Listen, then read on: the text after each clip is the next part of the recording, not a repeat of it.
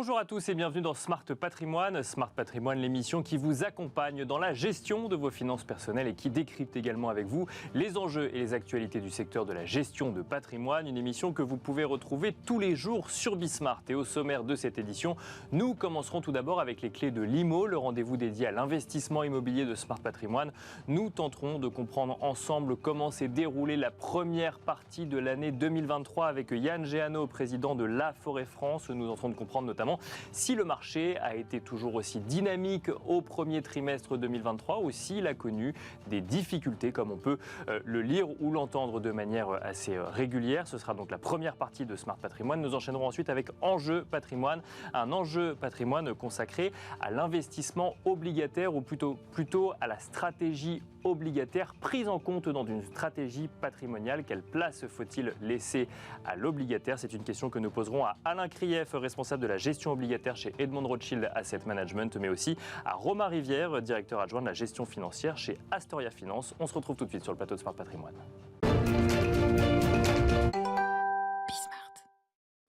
Quelle dynamique immobilière au premier trimestre de cette année 2023? Voici la question qui va nous animer aujourd'hui avec Yann Géano, président de La Forêt France. Bonjour Yann Géano. Bonjour. Bienvenue sur le plateau de Smart Patrimoine. Merci d'être sur ce plateau. Nous allons tenter de comprendre ensemble quelle a été la dynamique en matière de marché immobilier en France sur le premier trimestre. Peut-être va-t-on découvrir avec vous qu'il y a plusieurs dynamiques sur ce marché. Tout d'abord, question ouverte avant d'aller peut-être sur les taux ou autres. Est-ce que ce premier trimestre a été tout aussi compliqué que ce à quoi vous vous attendiez en début d'année? Oui, le premier trimestre a été compliqué économiquement, globalement, économiquement pour les ménages avec le phénomène d'inflation qu'on connaît maintenant depuis de nombreux mois. Donc compliqué d'un côté parce que les vendeurs ont dû s'adapter à un niveau de marché différent et accepter de revoir leurs prétentions avec des baisses de prix. Et puis, compliqué également davantage côté acquéreur, avec des primo-accédants, des ménages modestes qui ont dû abandonner leurs projets. Et puis, des acquéreurs finançables qui, aujourd'hui, s'interrogent et auxquels il faut apporter, en effet, les clés du marché. Le sujet, effectivement, sur le marché immobilier, c'est la hausse des taux d'intérêt en matière de crédit immobilier, donc qui elle-même est une conséquence de hausse de taux au niveau des banques centrales. Est-ce que c'est ce qui freine le marché immobilier aujourd'hui ? Alors, plusieurs choses. Le premier frein, c'est en effet celui de l'inflation que tous les ménages connaissent aujourd'hui, l'inflation sur le panier, l'inflation sur l'énergie. Sur les dépenses courantes, finalement, qui viennent en second temps avoir un impact sur un potentiel achat ou une acquisition immobilière. Bien sûr, puisque les ménages français regardent leur reste à vivre de manière plus attentive. On a également, évidemment, la hausse des taux. En un an et demi, schématiquement, on est passé d'un coût de l'argent à 1%, à un coût de l'argent fin avril à 3,15% en moyenne au niveau national. Il faut souligner quand même qu'on est toujours à des niveaux de taux qui sont relativement bas. Il y a quelques années, on était plutôt autour de 4%, Bien sûr, 5%. Donc ça complexifie les projets d'acquisition et en tout cas, ça pose question. Mais c'est intéressant ce que vous nous dites parce qu'effectivement, quand on regarde effectivement ce marché immobilier, on a tendance à le regarder essentiellement via le prisme de la hausse des taux d'intérêt de crédit immobilier. Ce que vous dites, c'est qu'il faut ajouter à ça la hausse des coûts globaux ou des prix au global qui vient rajouter finalement une capacité, qui vient diminuer d'autant la capacité d'emprunt de ceux qui voudraient se lancer dans un achat immobilier. En tout cas, qui interroge les acquéreurs. On peut rajouter une couche supplémentaire au millefeuille, qui est la couche de la rénovation énergétique. Bien sûr, donc des coûts supplémentaires. Le cas échéant, avec des coûts supplémentaires. Donc un marché qui se redistribue avec tout de même des Français qui ont toujours une pierre dans le ventre, en tout cas, et la volonté de matérialiser un achat immobilier, soit en primo-accédant, soit en secondo-accédant pour améliorer le confort de son logement, soit en investissement locatif. Vous avez parlé de vendeurs qui baissent leurs prix. C'est une réalité, ça, aujourd'hui, des prix de l'immobilier qui reculent, parce qu'on a l'impression que tout le monde s'y attend, mais que finalement, on ne le constate pas de manière uniforme partout et que on est plutôt dans un marché attentiste actuellement. Alors, Tout dépend en effet du niveau d'attente. Si on attend 10, 15, 20, 25% de baisse des prix immobiliers, ce n'est pas la réalité. On a au niveau national, fin mars, on était à moins 0,8 au niveau national. Fin avril, on est autour de moins 1%. Bien sûr. Avec en revanche des nuances extrêmement marquées. On voit que les grandes métropoles sont à la baisse de l'ordre de 2 à 2,5%, à l'exception de Nice, qui est à la hausse de un peu plus de 2%. Bien sûr.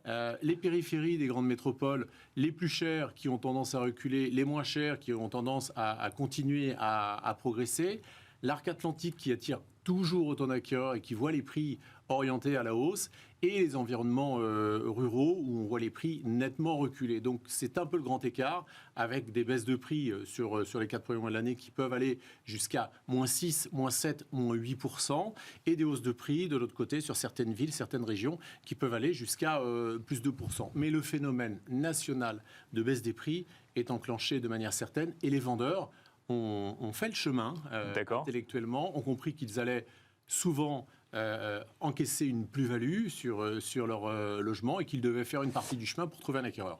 Oui, parce que quand on détient un bien immobilier, alors là on se met plutôt côté vendeur, mais depuis une dizaine d'années, avec la hausse des prix d'immobilier qu'on a connu aujourd'hui, ce n'est pas un recul de 1 ou 2% qui va mettre en péril la plus-value que vous allez faire sur la vente de votre bien. Même si on le détient depuis 2 ans, puisque les prix de l'immobilier ont pris 10% en 2 ans, en effet, mais c'est vrai qu'on souhaite toujours, lorsqu'on vend, maximiser potentiellement en effet, ses profits ou sa plus-value. Mais j'ai envie de dire que les vendeurs font le chemin, l'ont fait, le font plus naturellement maintenant parce que tout le monde a compris le mécanisme du marché. Le travail, en tout cas pédagogique et sur les projets, il est davantage sur les acquéreurs parce que les acquéreurs ont tendance à regarder les prix de l'immobilier sur les annonces, mais ne regardent absolument pas, en tout cas dans la phase de recherche, beaucoup moins l'impact de la hausse des taux d'intérêt sur leur capacité à financer. Et ça, c'est la découverte dans un second temps, finalement. C'est souvent pour les acquéreurs un peu la douche froide de se dire l'année dernière, je pouvais prétendre à une acquisition immobilière à 200, 250 000 euros, et donc je pars sur cette idée-là, et oups, aujourd'hui, je me rends compte que mon enveloppe financière, elle est descendue à 160, 170, 180 000 euros. Et les acquéreurs qui sont finançables à des taux encore très compétitifs, ont du mal à reconfigurer leur projet, à se dire il va falloir peut-être que je change de quartier, peut-être que je réduise légèrement la surface ou que je réduise mes prétentions également de confort. Donc il y a un travail pédagogique beaucoup plus important auprès des acquéreurs qui ont tendance à se dire je me mets en stand-by et je verrai demain si c'est pas mieux. En revanche, on a plutôt le sentiment que la hausse des taux d'intérêt devrait encore se poursuivre au moins jusqu'à l'été, et donc on doit les accompagner pour presser leurs projets. Vous nous l'avez dit, il y a effectivement des marchés immobiliers qui reculent, d'autres qui continuent à progresser. Alors on est dans des proportions peut-être un peu moindres que ce qu'on a pu connaître il y a quelques mois. Est-ce que ça veut dire qu'on constate un changement durable dans ce que les acquéreurs aujourd'hui sur le marché souhaitent acheter ? Alors, ce qui est certain, c'est qu'on retrouve une hiérarchie sur ce marché de l'immobilier. Prenons une ville comme Paris où on avait quasiment un prix unique au mètre carré sur tous les arrondissements. Ce n'est plus le cas. On n'a pas un prix unique non plus dans les périphéries, en Ile-de-France, en première, en deuxième couronne. On retrouve une hiérarchie des prix et ça redonne du sens au marché immobilier. Ensuite, pour revenir aux attentes des acquéreurs, évidemment, l'étiquette énergétique pèse. C'est aujourd'hui que les logements énergivores G et F vont nécessiter vraisemblablement, pour être mis en location par la suite, si on souhaite les mettre en location, des travaux de rénovation énergétique. Oui, ou pas que, simplement pour s'assurer de conserver la valeur du bien, si un jour, demain, on veut le revendre à quelqu'un qui veut le mettre en location. Absolument, aussi. Mais il y a d'autres critères qui sont post-Covid, on va dire la luminosité est un critère qui est monté dans le rang et dans les critères de recherche. Et puis également l'isolation phonique d'un logement. Quand on a vécu des confinements en tête-à-tête avec son logement et avec des immeubles pleins à craquer et qu'on a entendu ses voisins marcher toute la journée, on est aujourd'hui beaucoup plus attentif. Donc luminosité, isolation phonique, étiquette énergétique. Mais le premier critère de recherche reste géographique. Je veux acheter un logement dans ce quartier, dans cette ville, à côté de cette gare RER, de ce métro. Quand on analyse un marché immobilier, et Yann Géano, on a tendance effectivement à regarder le dynamisme du marché immobilier via le prisme des primo-accédants. C'est ceux qui souffrent le plus aujourd'hui de la difficulté d'obtenir un crédit immobilier. Est-ce que ça veut dire que le marché immobilier revient un petit peu plus à la main des secondo-accédants, par exemple? Est-ce que la locomotive du marché immobilier est en train d'évoluer? Alors, on regarde le marché, malheureusement, souvent on le regarde avec 2-3 ans de recul. Si on se met en 2019, plus de 50% des acquisitions immobilières étaient réalisées par des primo-accédants, avec un coût de l'argent bas et avec des critères d'octroi de financement qui étaient relativement souples. Et une confiance dans le marché immobilier et dans la progression du marché de l'immobilier qui était tout à fait certaine à ce moment-là. Et dans l'avenir, d'une manière globale. Aujourd'hui, à la fin du premier trimestre de l'année, les primo-accédants ne représentent plus que 28%. Donc ils ont été divisés par deux. Comme j'expliquais en début d'émission, une partie ont été mis sur la touche, avec des critères d'endettement, de durée d'endettement, de taux d'endettement, avec des apports que certains ont des difficultés à se constituer. On sait qu'aujourd'hui, les banquiers sont plutôt exigeants vis-à-vis des primo-accédants. Et donc, ce sont les secondo-accédants, ceux qui sont déjà propriétaires d'un logement, qui le vendent pour en acheter un autre, qui aujourd'hui tirent le marché et représentent la moitié des transactions immobilières. Dernière question, Yann Géano, est-ce qu'il y a plus de stock aujourd'hui qu'il y a quelques mois, puisqu'on voit moins de transactions? Et derrière cette question, il y a une autre question, c'est est-ce qu'il y a plus de bonnes affaires pour ceux qui auraient les moyens d'acheter, ou au contraire, ce qui reste sur le marché, c'est peut-être des biens dont personne ne veut? Alors, est-ce qu'il y a plus de stock? Oui, il y a plus de stock, de l'ordre de 10%. Maintenant, il ne faut pas se tromper. Quand une agence sur un marché très tendu avait une douzaine de biens en stock à la vente, si on rajoute 10%, ça fait 13 ou 14 logements. Donc, on reste sur un marché extrêmement pénurique. Cette augmentation des stocks s'explique par des délais de vente qui se sont légèrement allongés, et puis également par des vendeurs qui se rendent bien compte qu'on est sur un haut de cycle et qui souhaitent empocher, là encore, leur plus-value sur ce haut de cycle. Donc on reste sur un marché pénurique, c'est important de le comprendre. On est dans un pays qui ne construit pas, on l'a vu, les professionnels du neuf lancent des cris d'alarme très très régulièrement. Depuis de nombreux mois d'ailleurs, précisons-le quand même. Absolument, et pour encore, à mon sens, de nombreux mois au regard du temps de l'immobilier neuf. Les bonnes affaires aujourd'hui, un projet immobilier, on ne recherche pas nécessairement une bonne affaire, on n'est pas sur un produit d'investissement, on n'est pas pour spéculer. 8 transactions immobilières sur 10 se font pour occuper les logements, donc on recherche un logement qui correspond à sa tranche de vie, à ses attentes, à la proximité d'un emploi, des transports ou de sa famille par exemple. Merci beaucoup Yann Géano d'être venu sur le plateau de Smart Patrimoine, décrypter avec nous ce marché immobilier à la lumière de ce que vous avez pu constater au premier trimestre. Je rappelle que vous êtes le président de Laforêt France. Merci beaucoup. Merci à vous. Merci à vous de nous avoir suivis. On se retrouve tout de suite dans Enjeu Patrimoine. Et nous enchaînons à présent avec Enjeu Patrimoine, dans un contexte où les banques centrales font monter régulièrement leur taux directeur. Faut-il miser en tant qu'épargnant sur les obligations en 2023? C'est la question que nous allons poser à nos deux experts. Nous avons le plaisir de recevoir tout d'abord sur le plateau de Smart Patrimoine Alain Krief. Bonjour Alain Krief. Bonjour Nicolas.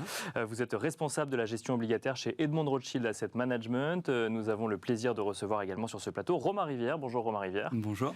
Vous êtes directeur adjoint de la gestion financière chez Astoria Finance. Alors on va commencer avec vous, Alain Krief. Je vous pose la question qui s'affiche à l'écran. Faut-il miser sur les obligations cette année, après l'année 2022 chahutée, compliquée qu'on a pu connaître sur l'obligataire? Alors, je vais vous donner une réponse simple tout d'abord. Oui, après je veux quand même nous expliquer pourquoi. Pourquoi quand même.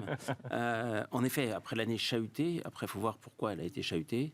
On a eu une remise, on a rebattu les cartes sur les taux de façon générale, sur le risque aussi de façon générale. Et aujourd'hui, on a énormément d'opportunités sur l'obligataire. D'accord. Donc on a des rendements qui sont très positifs. Et si à cela, on ajoute les primes de risque crédit quand vous allez sur de la dette d'entreprise, ce que nous mettons en avant, bien sûr, on a des rendements significatifs et beaucoup d'opportunités. On peut peut-être justement alors rentrer un petit peu plus dans le détail de ce que veut dire obligataire, investissement obligataire. Il y a ce que tout le monde connaît, entre guillemets, la dette d'État, ce qu'on voit notamment dans les fonds en euros, qui va offrir une garantie en capital et un rendement qui progresse effectivement en 2023, mais qui reste relativement peu élevé. Et ensuite, on peut faire de l'obligataire d'entreprise avec des niveaux de risque différents en fonction des entreprises qui vont chercher à lever de l'argent. Exactement. Donc on va prêter aux entreprises. C'est de la dette d'entreprise. Bien sûr, elles sont présentes sur la plupart du temps sur les marchés actions, mais aussi sur de la dette. Et donc, on va prêter aux entreprises. Et donc, ce qu'il faut bien comprendre, quand on prête aux entreprises, ces titres d'entreprise, en fait, sur ces titres, on accumule 2 rendements. On accumule le taux d'État. D'accord. Et on accumule une prime de risque crédit qui correspond justement à la qualité de l'entreprise. Si l'entreprise est de très bonne qualité, cette prime va être relativement réduite. D'accord. Si toujours le couple rendement-risque, voilà, effectivement, il y a moins de risques. Ouais. Exactement. Et si elle est de meilleure et de moins bonne qualité, cette prime va être plus importante. Donc ça veut dire quoi ? Ça veut dire qu'on va atteindre des rendements de l'ordre de... Alors déjà, le niveau bas, il devient beaucoup plus élevé qu'auparavant. Donc, bien sûr, au minimum, j'allais dire, sur les entreprises de très bonne qualité, on est plutôt sur les 3,50, 4%. Bien sûr. Et quand vous descendez en qualité d'entreprise, alors encore une fois, ce n'est pas non plus des mauvaises entreprises, mais c'est des entreprises plus endettées, vous allez pouvoir toucher du 6-7% par an. Donc là, ça commence à être significatif surtout par rapport à ce qu'on a connu auparavant.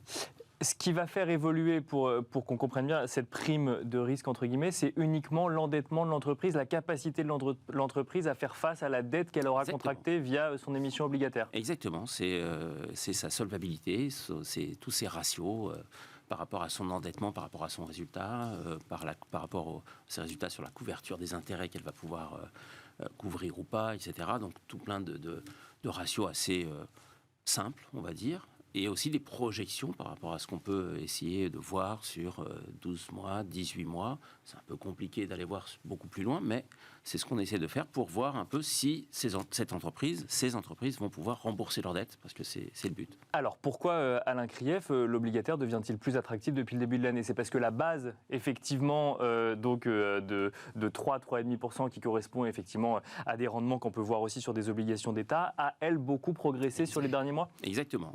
On est passé, je vous donne un exemple simple, on est passé à des rendements pratiquement de l'ordre de 0 sur des obligations d'entreprise de bonne qualité à aujourd'hui 4%.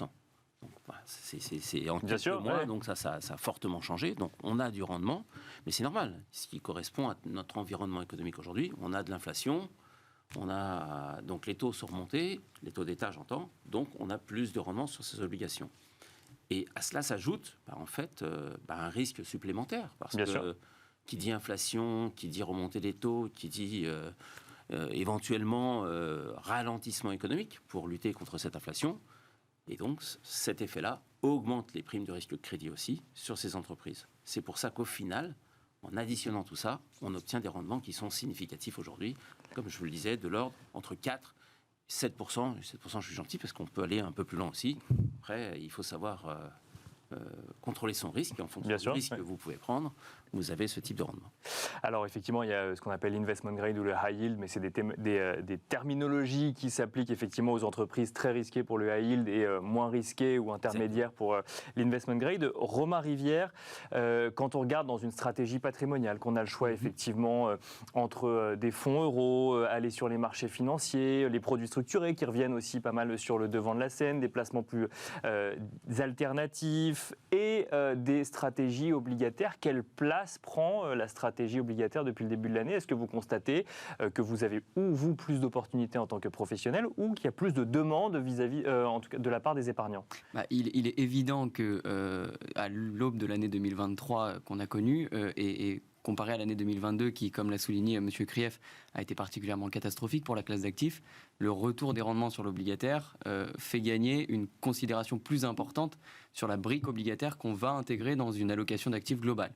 Maintenant, il est aussi intéressant de regarder le risque qu'on est capable de prendre, parce que l'obligataire, c'est l'un des marchés les plus vastes, des marchés financiers les plus vastes. Et ça, c'est important de le préciser, parce qu'effectivement, quand on parle de l'obligataire dans cette émission, même, on parle souvent des fonds euros, ou alors on en parle beaucoup en lien avec les produits structurés qui reproposent du capital garanti grâce à la hausse des taux sur l'obligataire. Mais il y a de l'obligataire risqué aussi. Il y a de l'obligataire risqué, effectivement. Vous en parliez, il y a ce qu'on appelle le high yield, donc le haut rendement, c'est-à-dire les obligations dont les notations sont les moins bonnes.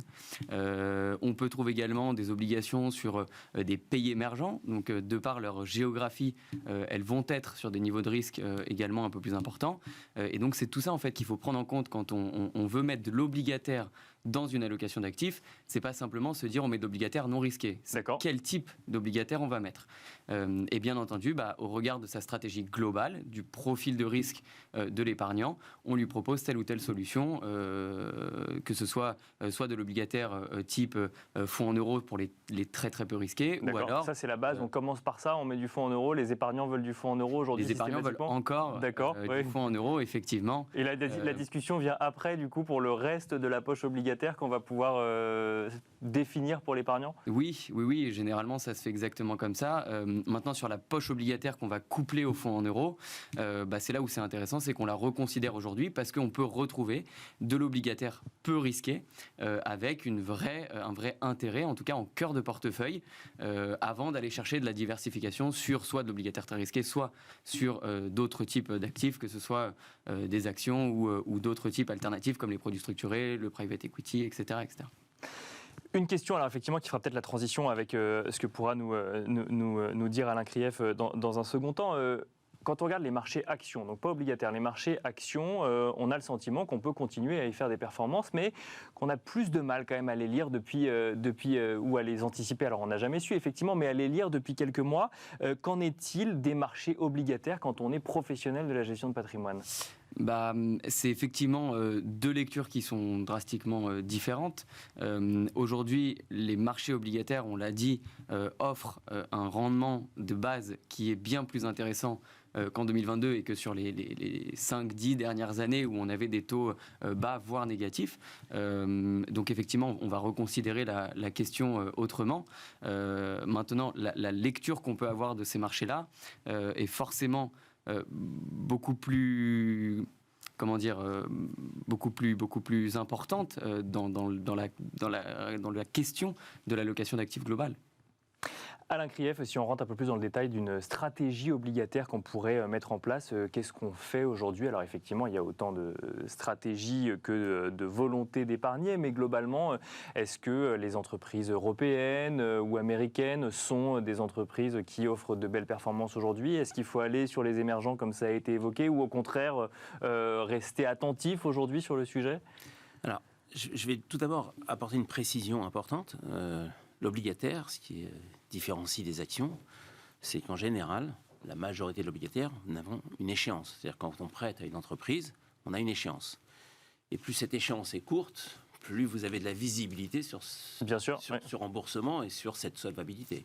Quand on va prêter à 2 ans, 3 ans, en fait, sur des entreprises comme dans l'automobile, ou etc., ça veut dire que le problème à la fin, si vous n'avez pas de rendement, si l'entreprise fait défaut.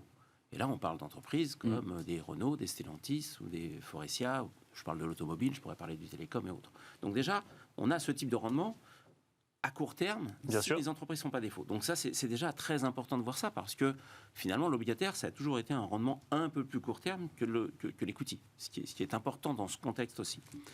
Et donc, pour répondre à votre question exactement, aujourd'hui, il y a plusieurs stratégies en effet. On l'a dit en termes de risque.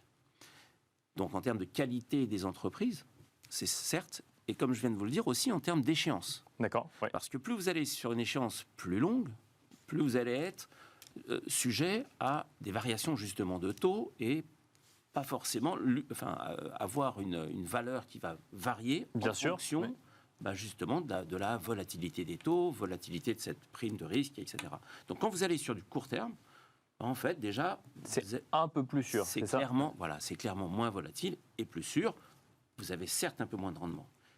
Et justement, l'anomalie de notre marché aujourd'hui, c'est de dire que si vous allez sur de l'obligataire moins risqué, ce qu'on appelle la catégorie investissement, investment grade, qu'on appelle en anglais.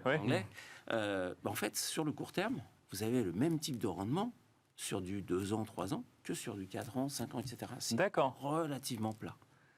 Et ça, alors même qu'on réduit le risque de défaut puisqu'on est exposé moins longtemps à l'obligation en question. Exactement. Donc, et alors, il y a deux choses qui viennent, comme je vous l'ai dit, à l'intérieur de cette dette et de ce rendement. Vous avez une partie taux d'État et une partie prime de risque crédit. Et aujourd'hui, si on revient sur le contexte économique général, on est sur la fin de la remontée des taux d'État.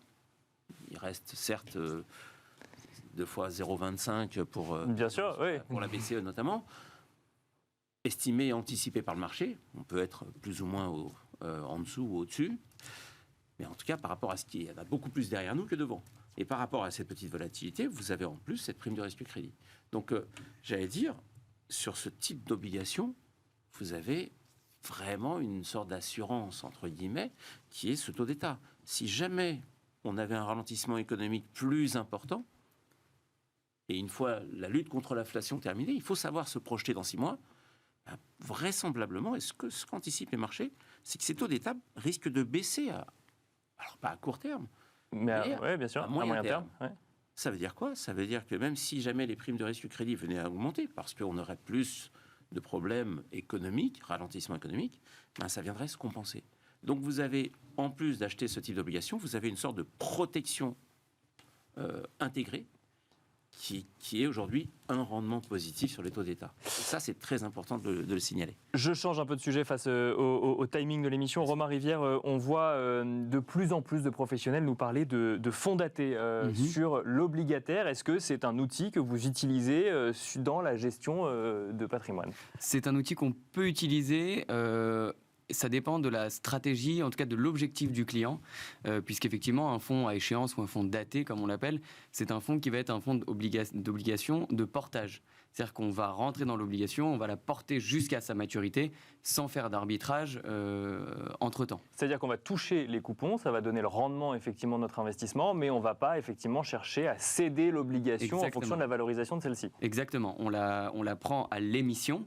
Et ensuite, on la porte jusqu'à son échéance. Et les fonds datés aujourd'hui, on en voit beaucoup qui ont fleuri fin 2022, début 2023. Et effectivement, avec des échéances à 2027, à 2028.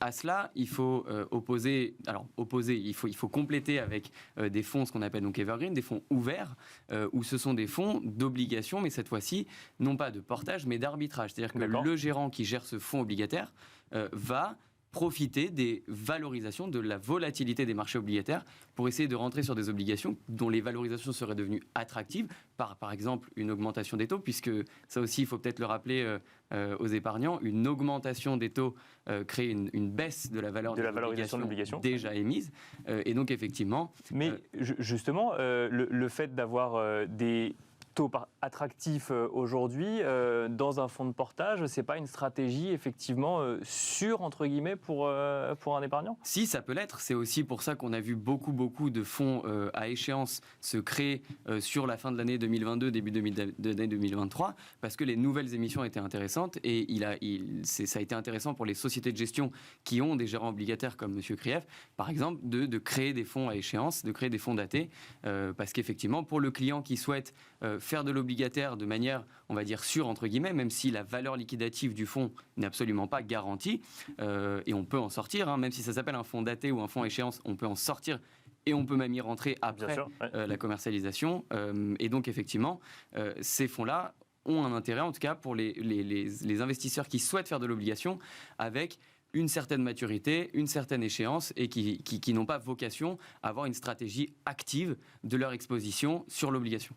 On va devoir s'arrêter là, même si on aurait pu en parler encore pendant des heures. Merci beaucoup, messieurs. Merci Romain Rivière, merci Alain Krief d'être venu sur le plateau de Smart Patrimoine. Merci à vous de nous avoir suivis et je vous dis à très vite sur Bismart.